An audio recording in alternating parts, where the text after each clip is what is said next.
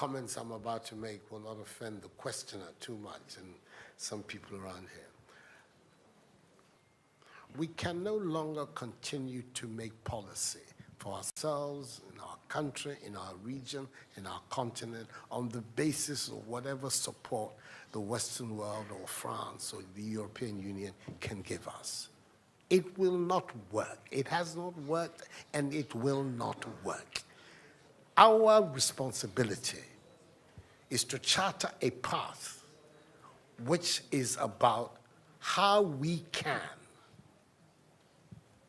develop our nations ourselves.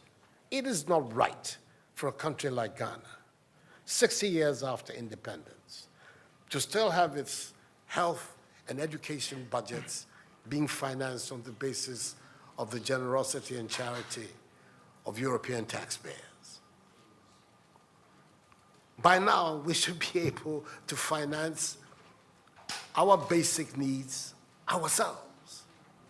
And if we are going to look at the next 60 years as a period of transition, a period whereby we can stand on our own feet, our perspective has not to be what the French taxpayer decides to do with whatever surpluses that they have in France. They're welcome.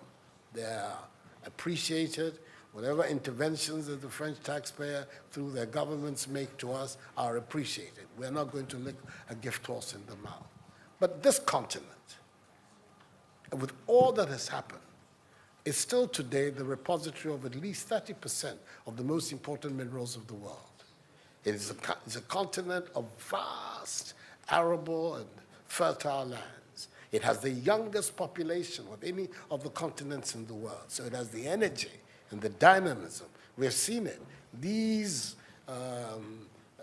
young men who are showing so much resilience and ingenuity in crossing the Sahara, finding ways to go across with rickety boats across the Mediterranean to really, those energies, we want to have those energies working inside our countries. And we're going to have those energies working in our countries if we begin to build systems that tell the young people of our country that their hopes, their opportunity are right here with us. Migration and the movement of people is being presented in a manner which suggests that somehow it's a new phenomenon. There's nothing new about it. It's as old as man, the movement of people. And it has always been linked to the same thing: the failure of where you are to provide you with an opportunity, so you move somewhere else. Those of you who are familiar with 19th century European history would know that the biggest wave of immigration in 19th century Europe, the latter part of it, came from Ireland and from Italy.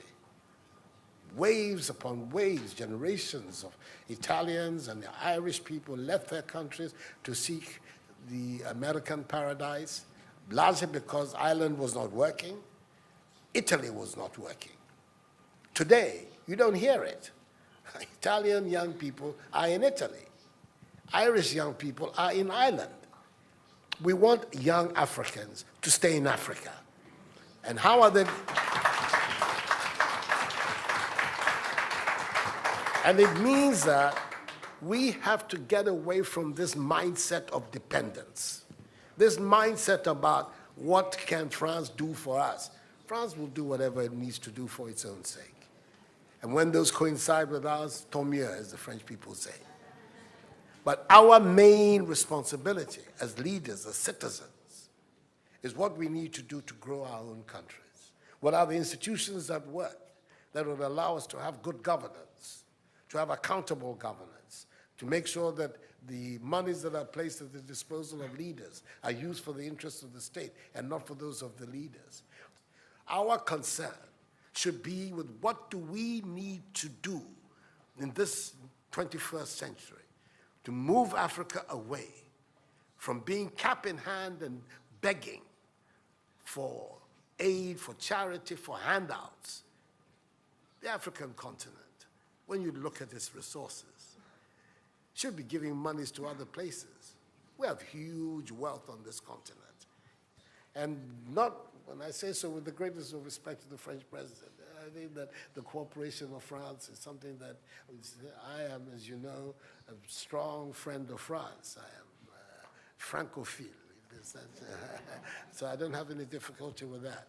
But I'm talking about our own propulsion, what we need to do to get our countries to work so that we can create the conditions that would allow our young people to forego this hazardous effort to get to Europe. They're not going there because they want to. They're going there because they don't believe they have any opportunities in our countries. So that should be our focus.